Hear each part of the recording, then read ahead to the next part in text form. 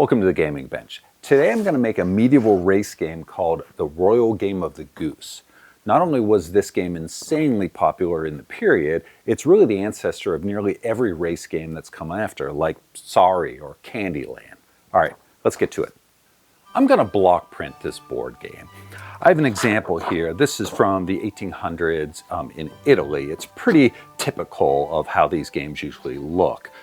Now, eventually I'd like to carve a real wooden block, but that sounds hard. So I'm going to start with something simpler. I'm going to carve a linoleum block.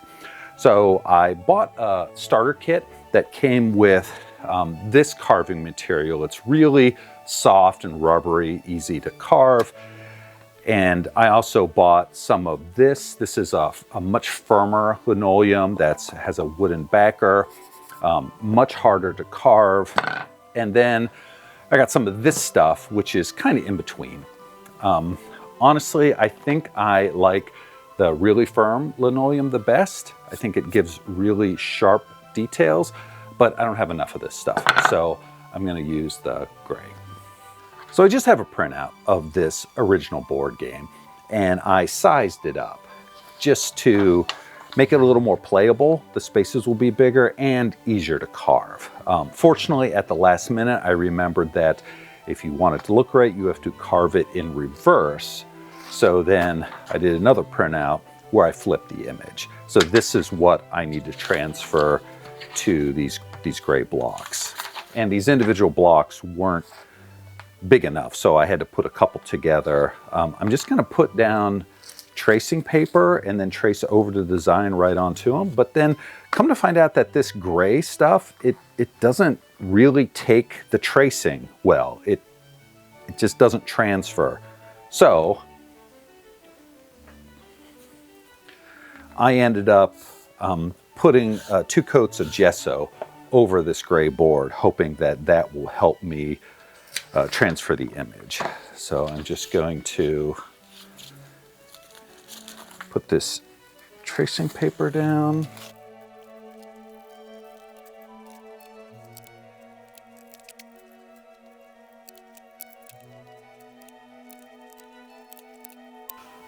All right, got that secured. Now I just need to go over all the lines.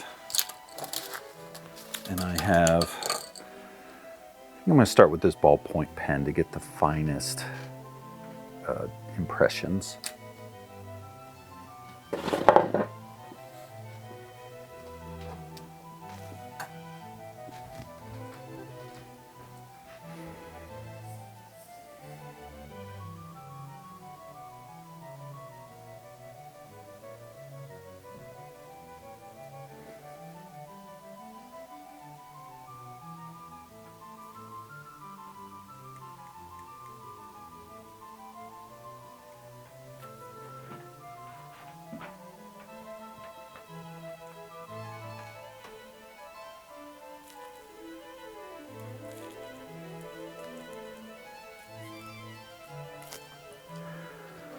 Okay, I think that is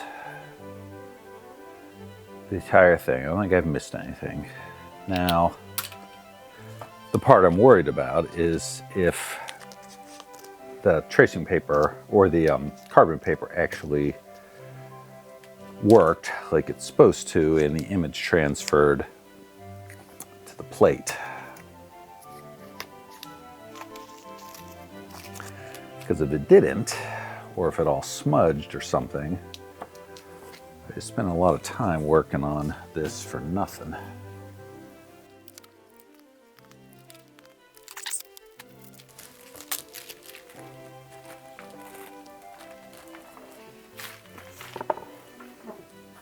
All right, that's decent. It's faint, so I don't know if you can really see it on camera, but it definitely transferred, some better than others. Now, most people at this point go over it with like a Sharpie to really make sure all the lines, you can see all the lines before you start carving. Ugh. I just don't want to, because I just drew over the entire thing, and now to do it all again. But I don't want these lines to smudge or...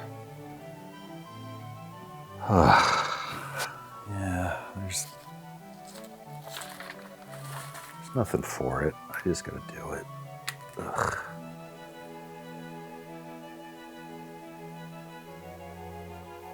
Yeah, I think that's enough. At least enough to get me started. I can see the rest of the details well enough.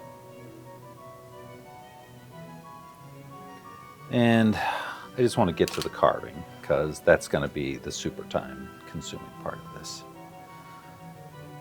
All right, here we go.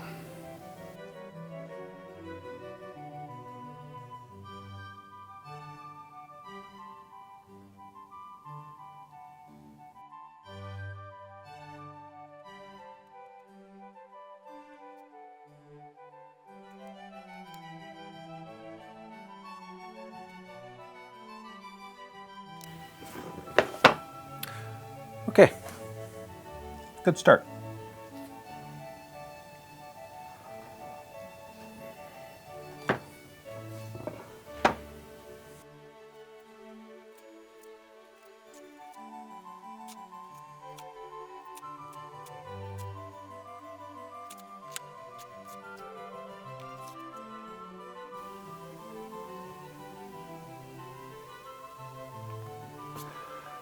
I've been working on this off and on for a couple days, and I'm pretty pleased with how it's turning out. I mean, you don't really know until you do a print, like how fine these details are going to be.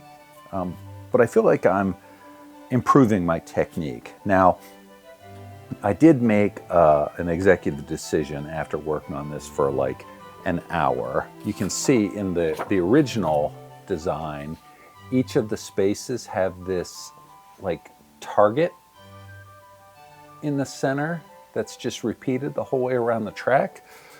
Well, I had some trouble with that in the first couple ones, making it really round, and I finally decided just to cut it out.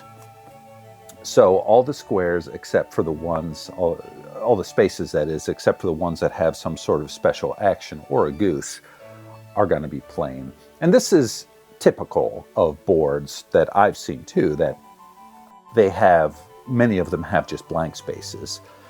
But it just is making it go much faster. All right, back to it.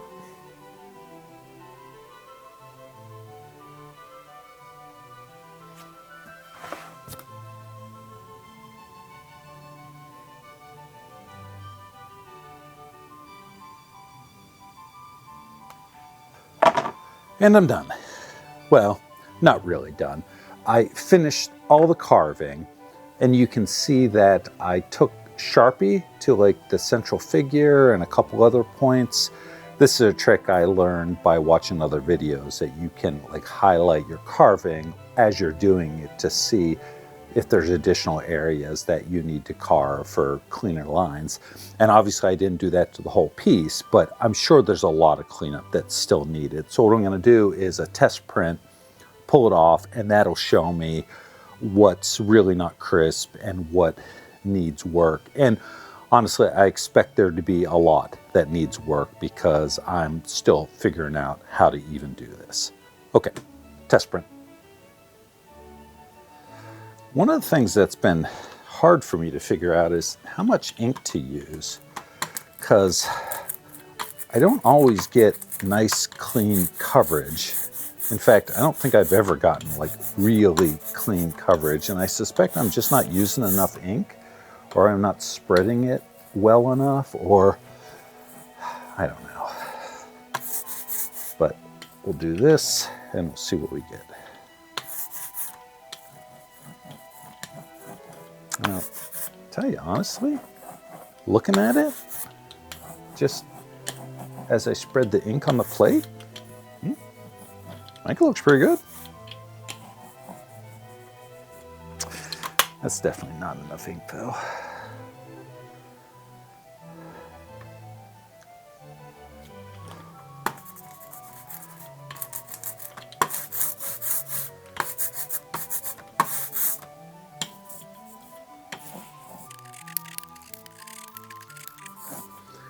Okay, let's see what happens.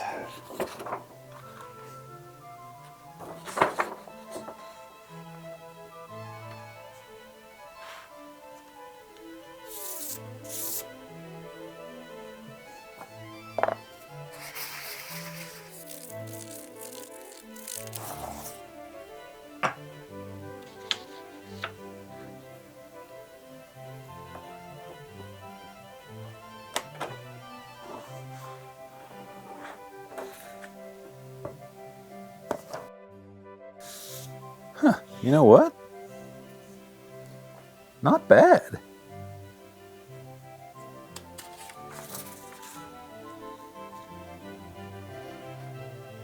I can mostly make out all the numbers.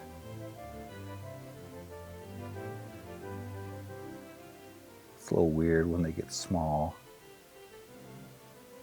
Central figure looks okay. Huh. All right. There's clearly things I can do to improve it, right? Because you can see little specks and dots here and there. Like, can you see these two lines on the 20 space? That's just two high spots where I used the gouge to pull out the lino, and I left two high ridges. So I can shave those down. Okay, well, now I'm going to go back and start to clean up some of those high spots. And I'm going to do it now before I clean off the plate, because you can see it.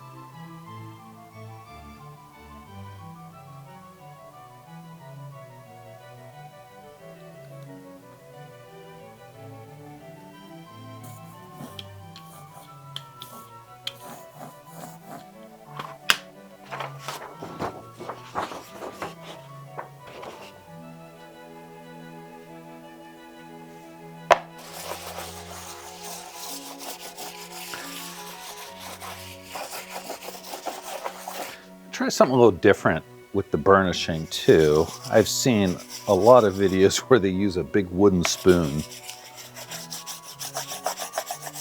Not sure what's special about the big wooden spoon, but I'm going to try it.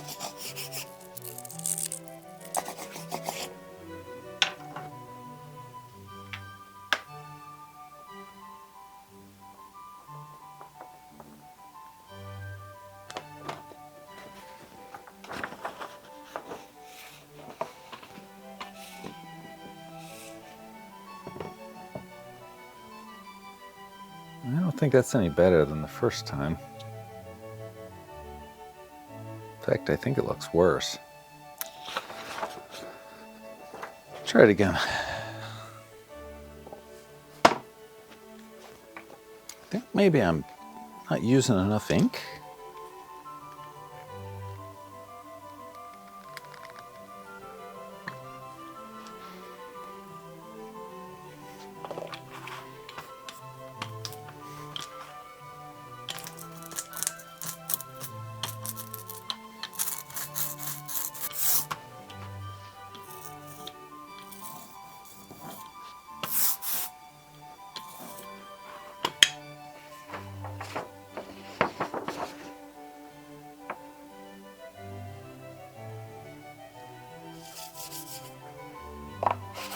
I suspect there's some magical combination of thickness of ink and pressure when you burnish it, and I don't know.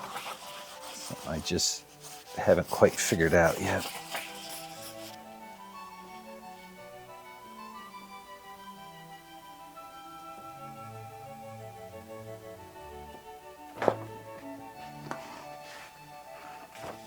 Well, that looks pretty good. Yeah, that might be the best one yet. All right, I pulled a bunch of different prints, and I think this is probably the best. Obviously not perfect, right? That I still have places where the ink didn't fill in. But I'm not unhappy with this. But it is kind of boring, right? It's just black ink on white paper. Now, I did experiment with trying some different colors of ink And I even colored the paper before I put the print on it. But yeah, not really what I'm looking for. So what I think I'm gonna do is take this and apply some watercolor to it just to give it a little bit of color. Now, I found out the hard way when I was testing this that this ink, even though it's dried for more than 24 hours, water activates it right again. So as soon as you put watercolors over it, all runs and turns kind of muddy looking. So what I've done is I put 2 coats of a clear polyurethane spray-on sealer over this, and I hope that keeps it the black ink sealed so the watercolors won't interact with it. But let's find out. I bought a cheap set of watercolors, and I'm just going to keep it really thin and try to highlight a few spots that can give this some pop of color.